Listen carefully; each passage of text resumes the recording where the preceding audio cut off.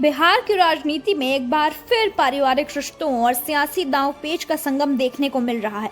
लोकसभा चुनाव 2024 में एनडीए से नेता तोड़कर महागठबंधन में शामिल हुए राष्ट्रीय लोक जनशक्ति पार्टी के राष्ट्रीय अध्यक्ष पशुपति कुमार पारस ने अपने भतीजे और लोक जनशक्ति पार्टी के अध्यक्ष चिराग पासवान को लेकर एक बड़ा बयान दिया है। पारस ने कहा है कि अगर चिराग पासवान मुख्यमंत्री बनते हैं तो उन्हें सबसे ज्यादा खुशी होगी। यह बयान उस वक्त आया है जब बिहार में विधानसभा चुनाव की बिगुल बजने वाली है और राजनीतिक गलियारों में इसके निहितार्थ निकाले जा रहे हैं। पूर्व केंद्रीय मंत्री पशुपति पारस ने पत्रकारों से बात करते हुए साफ तौर पर कहा कि चिराग पासवान उनके भतीजे हैं और परिवार के सदस्य हैं। फैमिली का कोई सदस्य सीएम बने तो खुशी की बात है।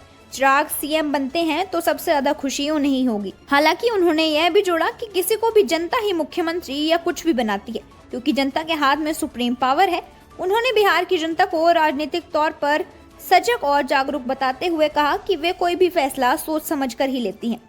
पारस का यह बयान इसलिए भी चौंकाने वाला है क्योंकि रामविलास पासवान के निधन के बाद उनकी पार्टी लोक जनशक्ति पार्टी में बड़ी टूट हुई थी। पशुपति पारस ने पार्टी के अधिकांश सांसदों के साथ मिलकर अलग दल बना लिया था और चिराग पासवान को अकेला छोड़ दिया था। दोनों के बीच न केवल राजनीतिक बल्कि पारिवारिक रिश्ते भी तल्ख हो गए थे।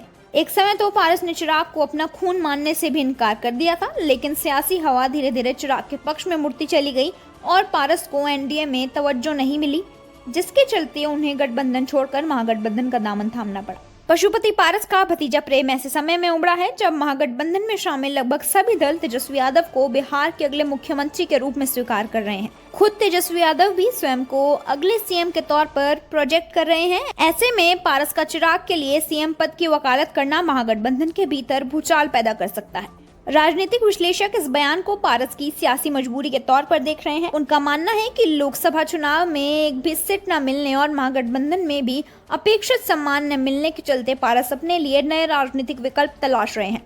ये बयान चिराग पर भावनात्मक दबाव बनाने और भविष्य के राजनीतिक बिसात बिछाने की एक कोशिश हो सकती है। दूसरी ओर एनडीए, जिसमें चिराग पासवान शामिल है, उन्होंने पहले ही ऐलान कर दिया कि 2025 का विधानसभा चुनाव नीतीश कुमार के नेतृत्व में लड़ा जाएगा। चिराग पासवान भी आधिकारिक तौर पर नीतीश कुमार को ही मुख्यमंत्री चेहरा बता रहे हैं। हालांकि उनकी पार्टी के भीतर से कभी कभी विरोधी स्वर सुनाई देता रहता है।